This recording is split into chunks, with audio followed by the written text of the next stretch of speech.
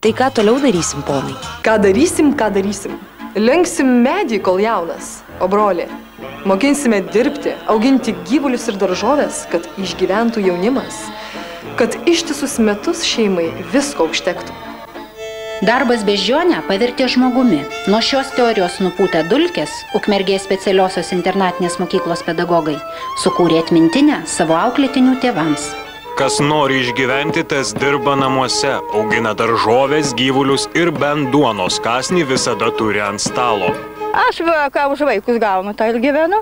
Tiesiog reikėtų pratinti pačiam išmokti žuvį gaudyti, o netvežti ir pateikti gatavą. Tokie žmonės įpratę 50 metų komandinėje sistemoje gyventi, jie net nežino, kokių sėklų pavasarį reikia nusipirkti, tai mes ir išvardinom. Lankantis šeimose dėmesį kreipsime į tai, ar kiekviena šeima padedant vaikams pasisodina tiek morkų, burokėlių, kitų daržovių, kad užtektų šeimai maitintis per visus metus ir liktų sėklai. Tai o ką jūs veikiate, jei bulbų nesodinat, tai reiškia... Kiek aš galiu su rankam pakasti.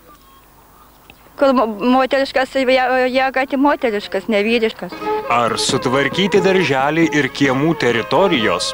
Aš tik kitų gėlių negaliu sudinti. Kad va užuokė kaimyną vyštas, visas numinda. Jeigu nepradėsite dirbti žemės darbų, auginti paukščių ar gyvulių, įvardinsime tai kaip tinginystę ir įstatymų numatytą tvarką imsimės priemonių. Geros jums sėkmės linki Ukmergės specialiosios internatinės mokyklos pedagogai ir administracija.